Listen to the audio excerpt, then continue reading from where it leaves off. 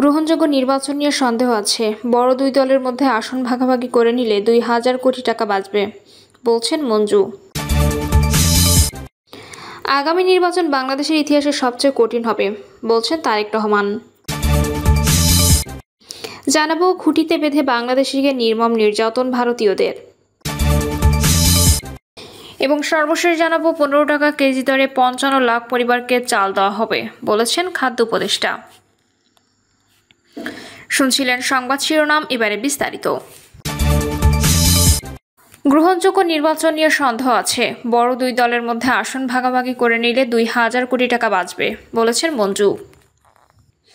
জাতীয় party JP chairman Anwar Hossain Manju বলেছেন, মুক্তিযুদ্ধের মধ্য দিয়ে এই দেশ সৃষ্টি হয়েছে। অনেক চড়াই উতরাই পেরিয়ে আমাদের দেশকে একটা অবস্থানে নিয়ে এসেছিলাম। আজকে সবাই সব কথা বলে, কিন্তু মুক্তিযুদ্ধ স্বাধীনতার কথা কেউ বলে না। এখন সরকার বলছে সংস্কার করতে হবে। সংস্কার কি আমরা করিনি? শিক্ষানীতি, ওষুধ নীতি, উপজেলা পদ্ধতি এসবই সংস্কারের অংশ ছিল। তিনি বলেন, এখন সংস্কারের জন্য বিদেশ থেকে লোক ভাড়া করে আনতে হয়। তারা কিভাবে সংস্কার করবে? তারা সংস্কার প্রস্তাবনা দিতে পারে, কিন্তু তা বাস্তবায়ন করতে হলে নির্বাচিত সংসদ লাগবে। নির্বাচনের কথা উঠেছে, কিন্তু কিভাবে নির্বাচন হবে? আদৌ নির্বাচন হবে কিনা জানি না। তাছাড়া দেশে এখন যে পরিবেশ বিরাজ করছে তাতে নির্বাচন কি দরকার?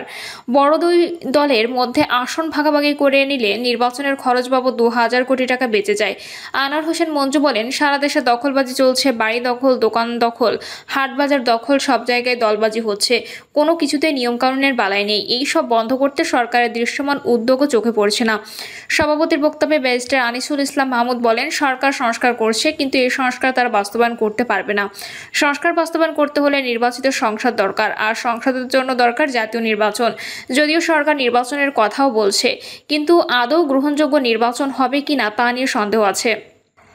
ব্যারিস্টার আনিস বলেন, অবাধ, সুষ্ঠু, গ্রহণযোগ্য নির্বাচনের জন্য রাজনৈতিক দলগুলোর মধ্যে জাতীয় ঐক্যমত্য দরকার, কিন্তু সরকার তা করছে না।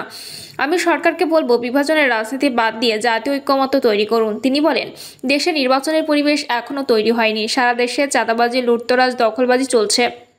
মানুষ খুন হচ্ছে প্রতিনিয়ত। সাংবাদিকরা হত্যাকাণ্ডের শিকার হচ্ছে। আইন শৃঙ্খলা পরিস্থিতির চরম অবনতি হয়েছে। একটু অস্থির পরিবেশ পুরো বাংলাদেশ। এই অবস্থায় কিভাবে গ্রহণযোগ্য নির্বাচন সম্ভব? ব্যারিস্টার আনিস আরও বলেন, যারা আজ চাঁদাবাজি করছে তারা সবাই রাজনৈতিক দলের সমর্থক। এই চাঁদাবাজি রাজনৈতিক দলকে বন্ধ করতে হবে। সবাই দুর্নীতির বিরুদ্ধে কথা বলে, কিন্তু ক্ষমতায় যারা থাকে তাদের দুর্নীতি চোখে পড়ে না।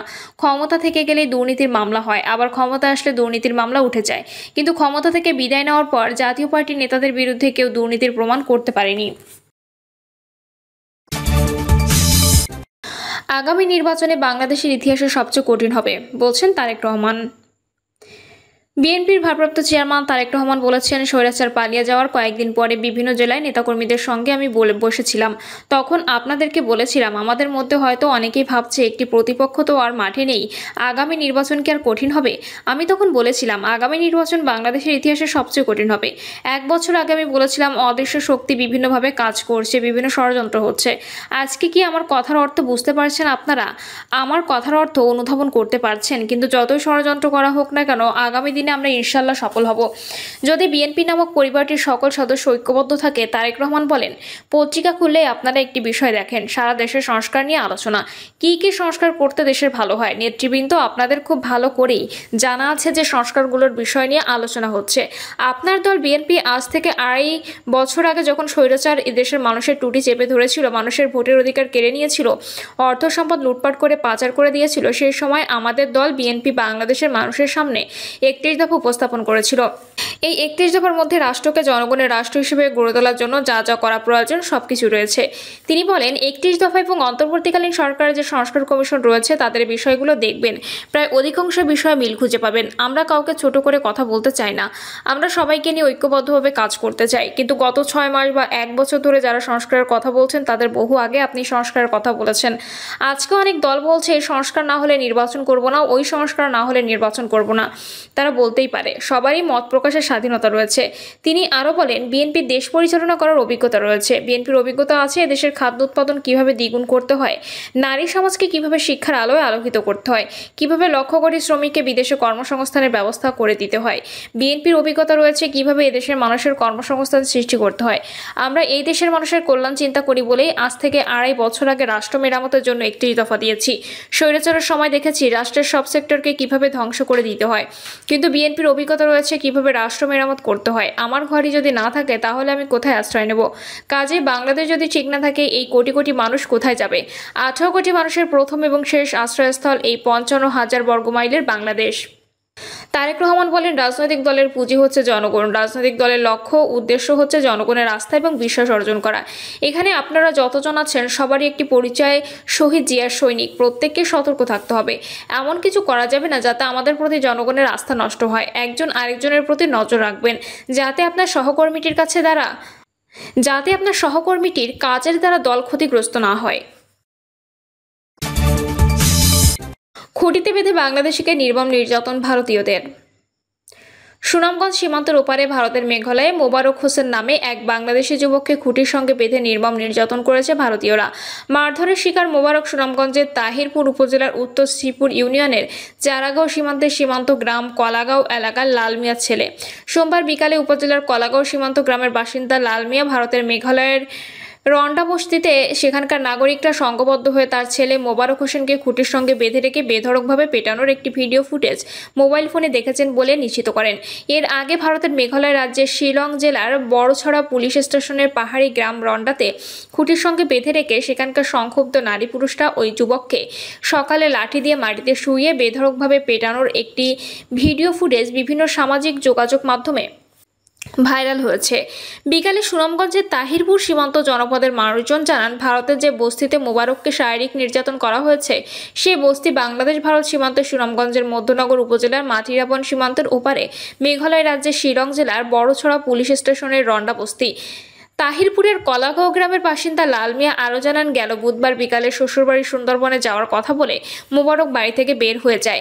এরপর তিনি ভিডিও ফুটেজ দেখে নিশ্চিত হন মোবারককে ভারতীয়রা তাদের বস্তিতে খুঁটির সঙ্গে বেঁধে রেখে মাটিতে শুইয়ে বেধড়কভাবে পেটাচ্ছে। তিনি আরও বলেন, আমি দিনমজুর করি, গরিব মানুষ, ভয়ে বিজিবিকে বিষয়টি জানায়নি।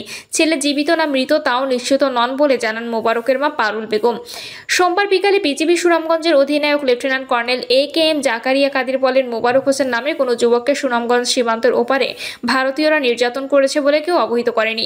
প্রসঙ্গত, গাজীপুরের রাজেন্দ্রপুর থেকে 2024 সালের 26শে ডিসেম্বর বিশ্ববিদ্যালয় শিক্ষার্থী হাসিবুর রহমান হিমেল অপহরণ মামলায় গ্রেপ্তারের পর ভারতীয়দের হাতে আটকের কয়েকদিন পূর্বে কেরানীগঞ্জ কারাগার থেকে জামিনে বের হয়ে বাড়ি ফেরেন মোবারক হোসেন। 15 টাকা কেজি দরে 55 লাখ পরিবারকে চাল দেওয়া হবে বলছে খাদ্য উপদেষ্টা। 15 টাকা কেজি দরে 55 লাখ পরিবারকে মাসে 30 কেজি করে চাল দেওয়া হবে। আগামী 17 আগস্ট থেকে এই কর্মসূচি শুরু হচ্ছে। এবছর উপকারভোগীর সংখ্যা 5 লাখ বৃদ্ধি করে মোট 55 লাখ পরিবারকে খাদ্যবান্ধব কর্মসূচির আওতায় মাসে 30 কেজি করে চাল দেওয়া হবে 15 টাকা কেজি দরে। আলী ইমাম মজুমদার বলেন, চলতি বছরের বোরো মৌসুমের ধান চাল সংগ্রহ অভিযান শেষ হবে আগামী 14 আগস্ট। তিনি জানান, এবছর খাদ্যবান্ধব কর্মসূচি চলবে 6 মাস। প্রথম ধাপে আগস্ট থেকে নভেম্বর পর্যন্ত কার্যক্রম চলবে। ডিসেম্বর ও জানুয়ারিতে কর্মসূচি বন্ধ থাকবে। দ্বিতীয় ধাপে ফেব্রুয়ারি ও মার্চে আবার চালু হবে এই কর্মসূচি। মোট 10 লাখ মেট্রিক টন চাল বিতরণ করা হবে।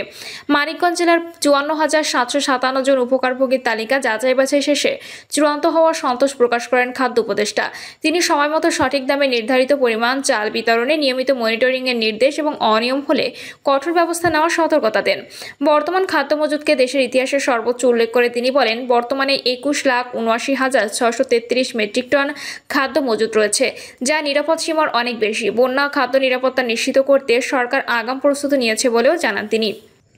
সভায় জানানো হয়, মানিকগঞ্জের 25% এলাকা চরাঞ্চল এবং 65% জমি নিচু হওয়ার আগাম বন্যার ঝুঁকি থাকে। এ জেলায় সরু চাল, বাদাম, গাজর সহ বিভিন্ন সবজি বেশি উৎপাদন হয়। মত বিনিময় সভায় জেলা প্রশাসক ডক্টর মনোয়ার হোসেন মোল্লার সভাপতিত্বে উপস্থিত ছিলেন আরও অনেকে। প্রিয় দর্শক, এই ছিল এখনকার সর্বশেষ সংবাদ। আপডেট সব সংবাদ পেতে চ্যানেলটি সাবস্ক্রাইব করে বেল আইকনটি ক্লিক করে রাখুন।